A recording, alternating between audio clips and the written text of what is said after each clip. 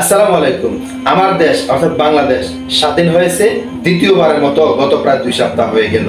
আমি এই 2 সপ্তাহ আসলে এই নিয়ে কোনো ভিডিও দিতে পারি নাই আমার ব্যক্তিগত কিছু সমস্যা থাকার কারণে। কিন্তু এই 2 সপ্তাহে আমার সাথে এই পর্যন্ত আওয়ামী লীগের অর্থাৎ যারা নাকি আওয়ামী লীগ করতেন এমন কিছু দাগী আসামি সহ তৃণমূলের বিভিন্ন লেভেলের নেতা এবং নেতৃবৃন্দ আমার সাথে যোগাযোগ করেন, ফোনে সরাসরি এমনি সেমনি বিভিন্ন রকম ভাবে আমার সাথে যোগাযোগ রাখা শুরু করেন। তারা আমাকে বিভিন্ন ভাবে প্রশ্ন করা শুরু করেন, ভাই আমরা ভালো হয়ে যেতে চাই, আমরা আসলে শেখ হাসিনার রাজনীতি করে আওয়ামী লীগ করে আমরা অত্যন্ত ভুল করেছি। আমরা আসলে এতদিন পরে এসে বুঝতে পেরেছি যে আসলে এই দেশে আওয়ামী লীগ একটা স্বৈরাচারী দল ছিল এবং জনগণের উপরে জুলুম নির্যাতন করে একটা দল ছিল।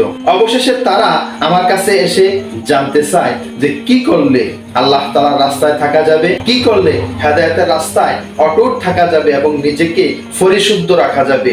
এই প্রশ্নগুলো গত 2 সপ্তাহ যাবত আমাকে বিভিন্ন রকম ভাবেই এই দাগী আসামি সহ যারা নাকি আওয়ামী লীগ করতো এবং আওয়ামী লীগের অঙ্গ সংগঠনের সাথে জড়িত ছিল আমাকে প্রশ্ন করা শুরু করলো।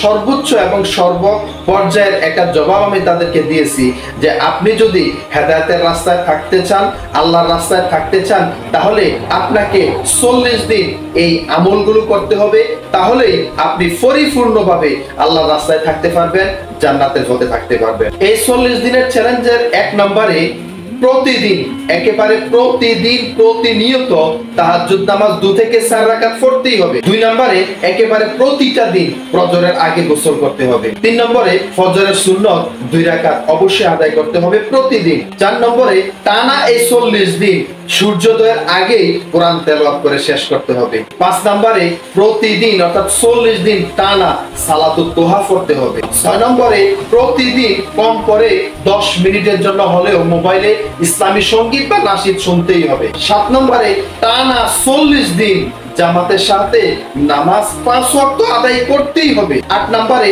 প্রতি সোমবার এবং বৃহস্পতিবার অবশ্যই রোজা রাখতে হবে এই 40 দিন। 9 নম্বরে টানা 40 দিন সূরা ওয়াকিয়া পড়বেন, একদিনও বাদ দিবেন না, আর এতে করে অবশ্যই আপনার রিজিক বাড়বে। 10 নম্বরে প্রতি রাতে ঘুমানোর আগে অবশ্যই সূরা মুলক পড়ে নেবেন, এতে কবর আযাব থেকে বেঁচে যাবেন ইনশাআল্লাহ। 11 নম্বরে প্রতি রাতে ঘুমানোর আগে সূরা বাকারার শেষ 2 আয়াত অবশ্যই পড়তে হবে টানা 40 দিন। 12 নম্বরে এই 40 দিনের মধ্যে আপনি যতটা শুক্রবার পাবেন প্রতিটা শুক্রবারেই সূরা কাহফ আপনাকে পড়তেই হবে, তাহলে দাজ্জালের ফিতনা থেকে বাঁচতে পারবেন এবং ঈমান নিয়ে মৃত্যুবরণ করতে পারবেন ইনশাআল্লাহ। 13 নম্বরে রাতে ঘুমানোর আগে অবশ্যই সবাইকে ক্ষমা করে দিয়ে ঘুমিয়ে যাবেন। 14 নম্বরে দিনে অন্তত 70 বার আস্তাগফিরুল্লাহ পাঠ করবেন এবং টানা 40 দিন এই আমল আপনি করে যাবেন। আশা করছি ভিডিওটা সকলে শেয়ার করে ছড়িয়ে দিবেন এবং অন্যকে দেখে আমল করার সুযোগ দিয়ে দিবেন। এখন আপনার কাছে মনে হতে পারে এই আমলগুলো অর্থাৎ 40 দিনে এই 14টা আমল আপনার কাছে কঠিন মনে হতে পারে। এটা আসলে কঠিন কিছুই না। আপনি যদি মৃত্যুর পর আল্লাহকে পেতে চান, জান্নাত পেতে চান, তাহলে এটা আসলে আপনার কাছে আমার কাছে এটা কিছুই না। এটা অত্যন্ত সহজ, এটা করা একেবারে সহজ। আশা করছি সকলে বুঝতে পেরেছেন। আল্লাহ তাআলা সকলকে বোঝার তৌফিক দিক। ওয়া মা তাওফিক ইল্লা বিল্লাহ। আসসালামু আলাইকুম ওয়া রাহমাতুল্লাহ।